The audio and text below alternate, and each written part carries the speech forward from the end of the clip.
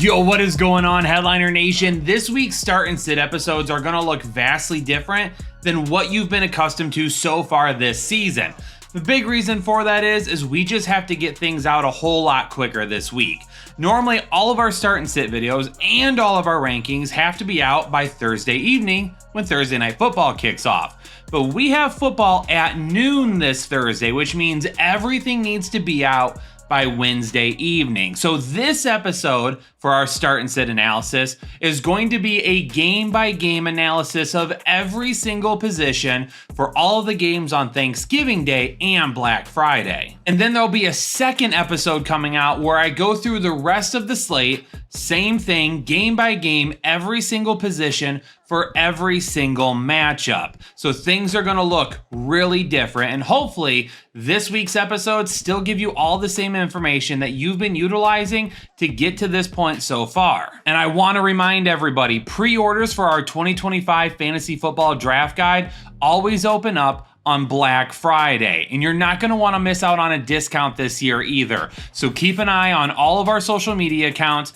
and right here on YouTube for more information so you can pre-order your draft guide and get ready to go for 2025. But the first matchup on Thanksgiving is going to be the Detroit Lions hosting the Chicago Bears. And with all the injuries to Detroit right now, I'm a little bit worried that they might be on upset alert. The Lions right now on the defensive side of the ball have a ton of injuries they are trying to work through. Arnold and Davis at cornerback are both banged up, and missing two starting cornerbacks potentially in this matchup is not going to be good against these wide receivers. Of course, Alex Anzalone and Aiden Hutchinson are both missing significant time with their injuries as well. So there's a lot of guys needing to step up on the defensive side of the ball right now, and this will be a great opportunity for the Chicago Bears to try and take advantage of that, although Caleb Williams is going to find himself with a difficult matchup regardless.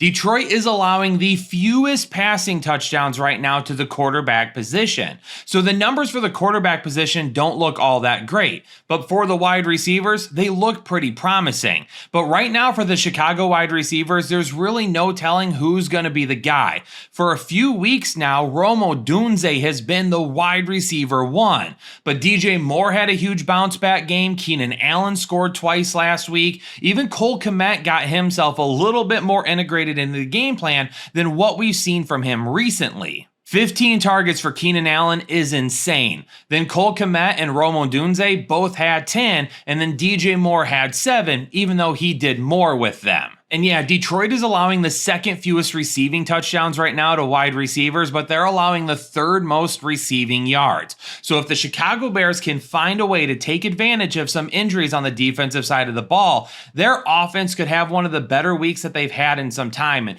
I don't think people are really going to anticipate that. And I'm a Lions fan, and I'm even a little bit worried about this matchup. And even for Cole Kmet last week and the target share that he had, the Detroit Lions allow the fewest fantasy points per game, fewest receiving yards, and receiving touchdowns currently to tight ends. And for DeAndre Swift, he was the running back 19 last week, but that's because there was 6 teams on a bye. If it had been a full slate, this guy barely would have been an RB3 at this point, and he hasn't looked great over the last few weeks either. Now he's getting a Detroit defense that allows the 4th fewest fantasy points per game and rushing yards to running backs. In fact, over the last 3 games, they have held Jonathan Taylor, Joe Mixon, and Travis Etienne to only 108 combined rushing yards. DeAndre Swift is not a guy that I'm trying to run out there against the Lions this week unless you're absolutely desperate for somebody. The Detroit Lions offense has made things look super easy at times this season, but this matchup against Chicago, I don't think it's going to be the easiest in the world. Their pass defense has been stellar this season, and while I would like to see Detroit lean on the run game, Taylor Decker and David Montgomery both had to leave the game last week. So not only do they have a ton of injuries on the defensive side of the ball, but now they're missing 2 key factors on the offensive side of the ball as well. Chicago is allowing the fewest fantasy points per game right now to opposing quarterbacks. And we know that Jared Goff can have those big games, but then he can have a game like he did last week where, yeah, he gets a decent amount of passing yards, but he doesn't find the end zone. And that could end up happening this week running the football against the Chicago Bears defense, where that is clearly their weakness right now. And that's because Chicago allows the 8th most rushing yards to opposing running backs right now. And while Jahmyr Gibbs should be super solid once again this week as a potential top 5 option, a lot of his upside still hinges on David Montgomery. Because if David Montgomery doesn't end up playing, Jahmyr Gibbs might be a top 3 option this week with a top 12 floor. David Montgomery, we will keep an eye on him. This is a short turnaround, more than normal, because this isn't needing to wait until Thursday night to play. He's got to turn around and come back Thursday morning and get ready for a noon kickoff. And I'm not sure the extent of his injury as of right now, so we'll continue to monitor that. And if he does play this week, he's going to go from a medium risk to a low risk. But if for some reason he makes it through the week and he's not practicing an awful lot, or he seems to be questionable, he could become a high risk pretty easy as well. Chicago's allowing the 8th fewest fantasy points per game to the wide receiver position, and we know Amon-Ra St. Brown is going to get his and should have a solid floor. That's one thing we've seen from him all season long. Decent upside, but we know his floor is going to be there every single week. Worst case scenario, wide receiver 2 numbers. But Jameson Williams is kind of that X factor. He's going to have some big games. He's going to have some duds. And really this week for me, he is a high risk start because I could see it going either way. I don't necessarily think there's going to be anything in the middle for Jameson Williams. He could have a couple of catches for 30 yards. He could have 4 catches for 110 yards and score a touchdown. So if you need to rely on Jameson Williams this week, you're keeping your fingers crossed that he finds that big play with Jared Goff and he's able to score. If not, Amon-Ra St. Brown is going to be the guy that has the okay day where Jameson Williams could end up disappearing. But Sam Laporta is definitely the guy that needs to get going. Like, we need Sam Laporta to have a big game. Not just for our potential fantasy output, but the Lions as well. The wide receivers are in a very difficult matchup. And the tight end isn't a better matchup going up against Chicago, but Sam Laporta could really be that difference maker where the wide receivers have so much attention on them that he's able to slip out and pick up a few touches here and there and potentially some bigger plays. He had a decent amount of targets last week, and unfortunately, he had a ball go off his hands that could have been really close to being a touchdown. Hopefully this week, Detroit is able to get him worked into the game plan a little bit more consistently, and he can have a big day. I'm kind of sad that Cooper Rush played so well last week because the Dallas Cowboys picking up Daniel Jones and then playing him against the New York Giants would have been one of the funniest things I've seen in football in quite some time. But instead, we're going to get Tommy DeVito going up against Cooper Rush on Thanksgiving Day. And I don't know whether this game is going to be a mess or maybe one of the funnest games we see that day. Was Tommy DeVito good last week? No. Was he bad? Also no. He was really the definition of mediocre. And we've seen him take advantage in the past of some bad defenses. Now, Dallas's defense isn't bad by any means, but they are allowing the 5th most fantasy points to opposing quarterbacks. Don't really know if Tommy DeVito has that much of an upside this week, though, so he's still going to have to be a high risk. Hopefully, Tyrone Tracy isn't punished this coming week for a fumble that he had last week, because he did find himself on the bench and in the doghouse after losing a fumble. That would be stupid of the New York Giants to do. Leave him out there, let him continue to play well, and continue to grow and see if he is your back for the future. The Dallas Cowboys allow the 10th most rushing yards, 3rd most fantasy points per game, and they're tied for 2nd in most rushing touchdowns allowed to running backs right now. So Tyrone Tracy could absolutely have himself a day on Thanksgiving. Malik Nabers and Wan'Dale Robinson were exactly like Tommy DeVito last week. The definition of mediocre. Now, Malik Nabers' target share alone puts him in a conversation to continue to be in your lineups. Wan'Dale Robinson is going to be very borderline, however, especially if it's not a PPR league. If it's a PPR league, Wan'Dale Robinson should still be pretty solid as like a flex option. But if we're talking half PPR leagues, he's definitely borderline flex worthy. And then in standard leagues, I really don't know how we could play Wan'Dale. The thing for Malik Nabers this week is whether or not the coaching staff is upset about his post-game comments this past week. Because if that comes back to bite him in the butt, who knows what the Giants are willing to do with their young team at this point and just start blowing things up so they can get ready for next season. Now, the Cowboys are allowing the 8th fewest receiving yards to the tight end position, but they're tied for 3rd in touchdowns allowed to tight ends. Theo Johnson saw 6 targets last week, and he could easily become a favorite of Tommy DeVito down the stretch. I don't know if I'm willing to say that he's a medium risk at this point, especially this week in a matchup where scoring a touchdown is probably his best bet to fantasy relevancy. How about Cooper Rush last week? 247 passing yards, 2 touchdowns, no interceptions. Now, this week could end up being a little bit more difficult for him. When you just look at the numbers, it appears that the New York Giants allow quite a few fantasy points to the quarterback position. But that's because of how many rushing yards and rushing touchdowns they've allowed to quarterbacks this season. Right now, their defense is allowing the 7th fewest passing yards to quarterbacks, which means Cooper Rush could have a little bit of a limited ceiling this week, and he may not have the upside we saw last. Let's get Rico Dowdle another 20 plus touches this week. If we can do that, he absolutely should be worthy of at least a flex consideration, if not RB2 type of numbers. The Giants are allowing the 5th most rushing yards and 6th most fantasy points to the running back position right now. And I don't think Dowdle has RB1 like upside, especially in these type of matchups where maybe, yeah, they're going to give him the ball 20 plus times, but he doesn't really have the big playability as some other guys. But I will say that he's got a pretty safe floor given the amount of volume that we saw, as long as Dallas doesn't get away from that. CeeDee Lamb caught 10 of his 12 targets last week. Now, it was only for 67 yards, but CeeDee Lamb owners are probably ecstatic over 12 targets per game. I definitely will take that with Cooper Rush. And if he can put the ball on him enough to give him 10 receptions, 7, 8 receptions even, that's going to make him a fantasy viable start every single week. And for those of you that have him that were worried about him disappearing with Cooper Rush, he obviously won't. Now, the upside won't be where it was with Dak Prescott, but if we can keep this type of floor with him, he's still going to be a guy that we can rely on the rest of the year. Now, the Giants are allowing the 3rd fewest fantasy points per game and the 3rd fewest receiving yards to opposing tight ends right now. And they've only allowed 1 receiving touchdown to tight ends all season. But Cooper Rush is going to be looking for his tight end. We kind of figured that out over the last couple of weeks.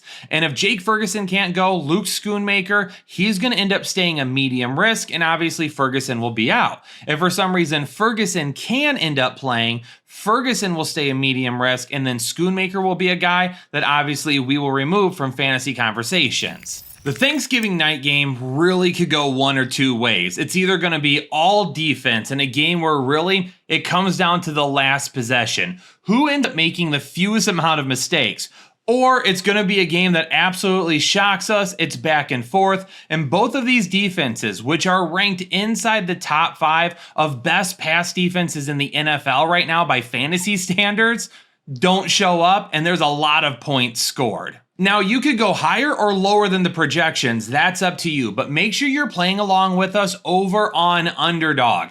And I already mentioned at the beginning of the video, we are recording a lot earlier than normal this week. So these videos are actually being done before pick'ems for next week are even being listed over on Underdog.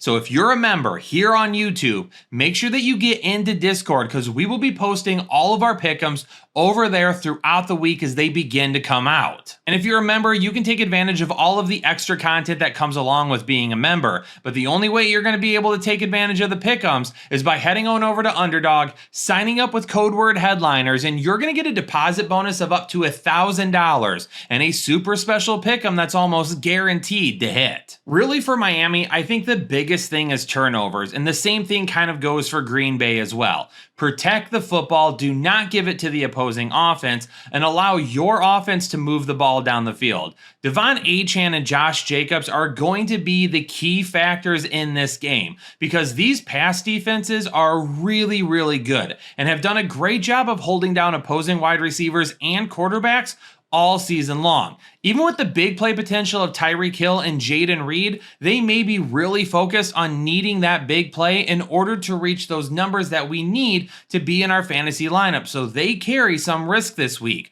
All of the secondary wide receivers are extremely risky as well. Even a guy like Jalen Waddle, who's finally coming off of a big game last week, to me, doesn't necessarily indicate that it's going to happen once again. But Jonnu Smith has back-to-back weeks as the tight end 2 and tight end 3. Him and Devon Achane could really be the keys to moving the ball down the field and continuing drives even when they're getting to second and third down. Green Bay is allowing the 7th fewest fantasy points per game to the wide receiver position. The Miami Dolphins are allowing the fewest fantasy points per game to the wide receiver position. So if you think this is going to be a battle that isn't going to be won through the air, then it's going to have to be won on the ground with Josh Jacobs and Devon Achane. Now, Jacobs, his ceiling last week finally popped a little bit more, and we've seen it kind of progressing here as of recent, and hopefully that continues to happen. Devon Achane had a really solid matchup last week, and it was a touchdown through the air that kind of saved things for him. Both of these guys should still be in for really solid floors this week, because their offenses are going to need to lean on them. The final game on our early slate this week is going to be Las Vegas in Kansas City, and this game would be a whole lot more fun if Gardner Minshew was going to end up being the quarterback, but there's no telling who the quarterback's going to be. Could it be Desmond Ridder? Could it end up being Aiden O'Connell, who's supposed to start practicing again this week? And we've also heard that maybe they take a run at Daniel Jones, who is supposed to clear waivers. But there's one thing that I know for certain. I don't want anything to do with the Raiders running backs this week. And that's why they're going to be my Mando must-avoids for Thanksgiving week. I'm not interested in Alexander Mattison or Zamir White, who missed last week. Amir Abdullah scored a receiving touchdown, but outside of that, didn't do much else. And the Kansas City Chiefs allow the fewest rushing yards and fantasy points to the running back position. So for now, I'm going to stick away from all of these guys. We don't have anybody on a bye this week, and generally speaking, running back should be mostly healthy at this point. If you're looking at either of these guys to start for this week, then you are in a lot of trouble. But one thing that won't get you into trouble is heading on over to Shop Mando and getting one of their starter packs so you can start taking a look at what Mando could end up doing for you, especially during the holiday season when we're running and going and place to place. Putting on that Mando deodorant is going to help you stay fresh, as their clinically proven formula eliminates odors for up to 72 hours. So at shopmando.com, use code word headliners. You're going to get $5 off of a starter box, which is basically 40% off the price. Jakobi Meyers is coming off of a big week last week as well, but it was only his second top 12 performance. And without knowing who the quarterback is going to be right now, I really don't think that I can jump on board with listing Jakobi Meyers as anything other than high risk. Once we know who the quarterback is going to be, then maybe I could get on board with Jakobi Meyers becoming a medium risk at that point. But you're just going to have to pay attention to what happens throughout the week, and then we'll kind of go from there.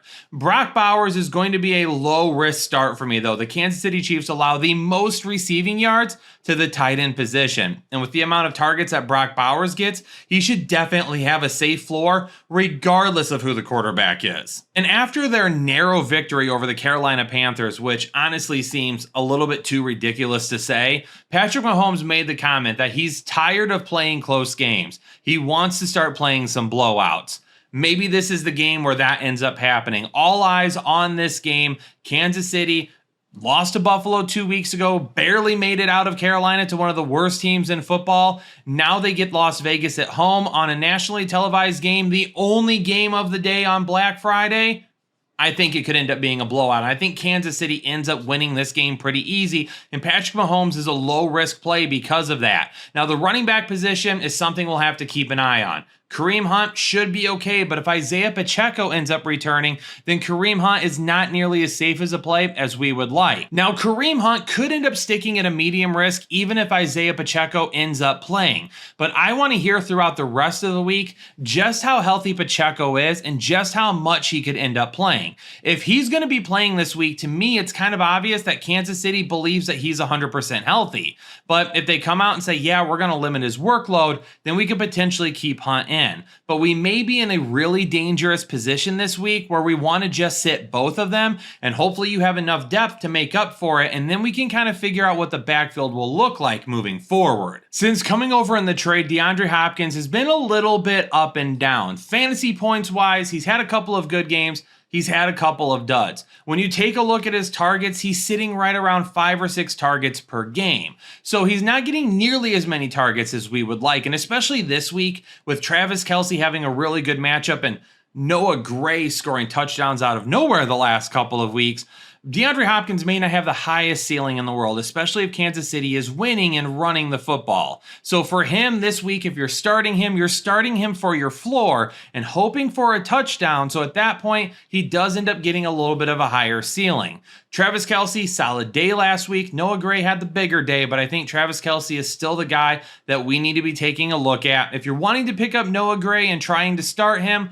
probably not this week, but we don't have any buys this week, so you should be pretty full strength at the tight end position. Now, if you're not and you are searching for somebody on the waiver wire because of how good this matchup is, Las Vegas allowing the 3rd most fantasy points per game, and they're tied for the 2nd most touchdowns allowed to tight ends, maybe Noah Gray would be worth a little bit of a riskier play when you take a look at deeper formats. Well, there you go, Headliner Nation. The first start and sit video of the week is out of the way. All of the early matchups on Thanksgiving Day and Black Friday right here in one video. Now, give me some feedback down below. We're doing things a little bit differently this week, and we'll go back to the normal way in week 14. But we are interested. What did you think about this format where we talk about the entire matchup as a whole and not just individual positions? Maybe it's something that we look at for next year. Maybe there's some different things that we can do so you can get the entire picture of the matchup instead of just hearing about one position per video. But for now, Headliner Nation, we gotta keep diving into the rest of the info for this week so we can get everything out to you as quickly as possible. Hit the like button, subscribe if you're new here, turn on the bell notification so as soon as we drop that next start sit video, you'll know about it right away. But for now, Headliner Nation, I'm gonna get out. Peace out. Stay safe, stay healthy, and I'll catch you all in the next episode of the Fantasy Headliners.